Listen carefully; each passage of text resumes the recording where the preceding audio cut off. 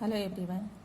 अपने पहले क्लास में मैंने अपने सिलेबस को डिस्कस किया था। आज मैं अपने टॉपिक के साथ आपके समक्ष हूँ। बच्चों, आज के हमारे टॉपिक हैं जीवन की चुनौतियों का सामना, meeting life challenges. Meeting life challenges या जीवन की चुनौतियों का सामना। इस चैप्टर में मैं कुछ मुख्य बिंदुओं पर आपका ध्यान आकर्षित करना चाहती हूँ, जिसका हम विस्तार से उल्लेख करेंगे। पहला है nature, source and types of stress.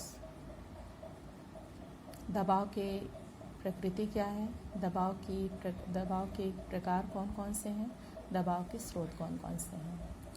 Health and stress, life skill इत्यादि। तो आज हम अपने शीर्षक की जो पहले बिंदु हैं उस पर आपका ध्यान आकर्षित करने जा रहे हैं।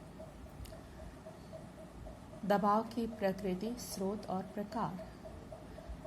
दबाव की नेचर कैसे है,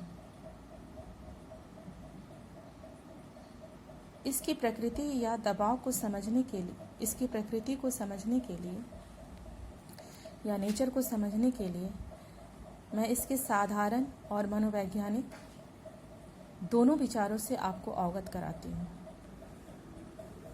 According to psychologist, what is stress?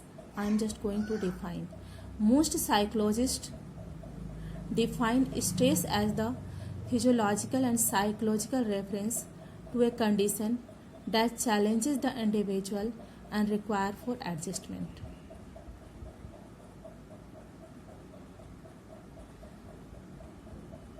In general meaning, we can define stress is a feeling of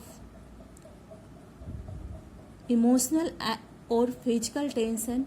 It can come from any events. Stress is a feeling of emotional or physical tension. It can come from any events. तो मैंने यहाँ मनोवैज्ञानिक परिभाषा और साधारण अर्थों में जिस तरह से स्ट्रेस की व्याख्या की गई है उसको बताने की कोशिश कर रही। अब मैं आती हूँ कि इन परिभाषाओं के आधार पर या जनरल अर्थ के आधार पर दबाव की प्रकृति किस प्रकार की है।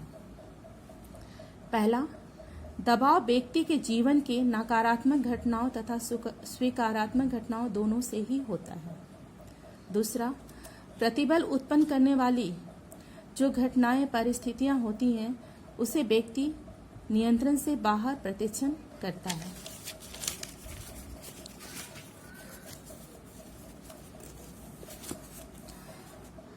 प्रतिबल में मुख्य रूप से मनोवैज्ञानिक तथा दैहिक दोनों ही तरह की अनुक्रियाएं होती हैं।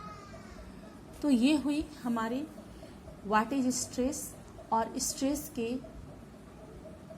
नेचर या प्रकृति किस प्रकार की है उस पर मैंने संक्षिप्त व्याख्या की।